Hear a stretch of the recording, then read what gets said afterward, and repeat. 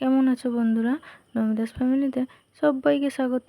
আশা করছি তোমরা সবাই ভালো আছো, আমিও ভালো আছি। দেখো, সকাল সকাল সব কাজগুলো সেরে নিয়ে চলে এসেছি মেয়েকে পড়াতে। আর মেয়েকে পড়াবো আর এদিকে শাকগুলোও বেছে রাখবো, কারণ আমাকে তো একাকেই সব কিছু করতে হবে, অনেক সময় কম। সেই জন্য শাকগুলো পড়াতে পড়াতে ওদিকে পড়া ধরছি আর এদিকে শাকগুলোও বেছে নিচ্ছি। তারপরে দেখো এদিকে চলে এসেছি সবজি কাটতে। আর এই যে দেখতে পাচ্ছ, ঢ্যাঁড়স আর কুমড়ো দিয়ে চিংড়ি মাছ দিয়ে হবে টক।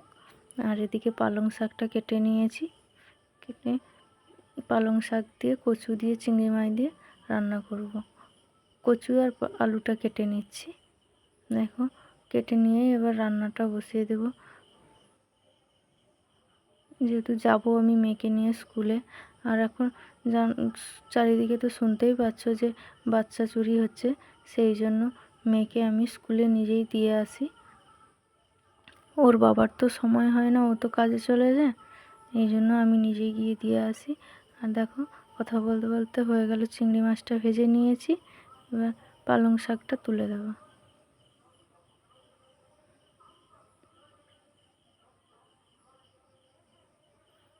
আর তোমাদেরকে তো বলেইছিলাম যে আমাদের এখানে শিব মন্দির আছে, পুজো হয়, সেই জন্য শুনতে পারছো কি না বুঝতে পারছি না, মাইকের আওয়াজগুলো শোনা যাচ্ছে।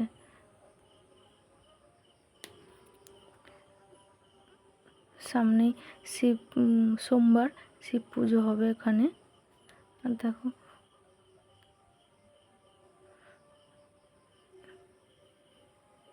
ভাতটা আগেই হয়ে গেছে।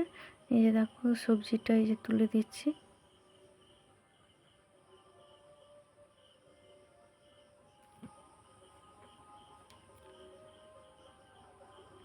আর দেখো, এখানে কুমড়ো আর ঢ্যাঁড়স দিয়ে যে টকটা করব, সবজি কেটে রেখেছিলাম, সেই টকটাই তুলে দিচ্ছি। আর রান্নাটা করে নিয়ে, জানো তো, অনেক কাজ। আমাদের এখানে তো জল নেই, কল থেকে জল বয়ে নিয়ে আসতে হবে, সেই জন্য আর ভিডিওটা করতে পারিনি।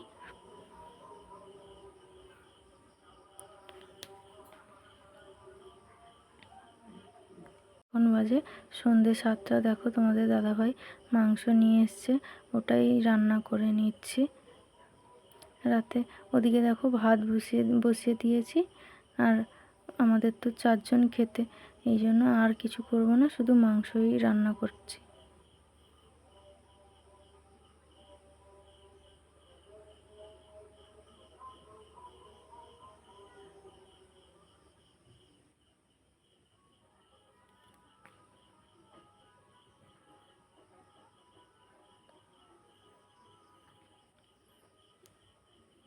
মেয়ে গেছে পড়তে। আর দেখো, এদিকে আমি রান্নাটা করে নিয়ে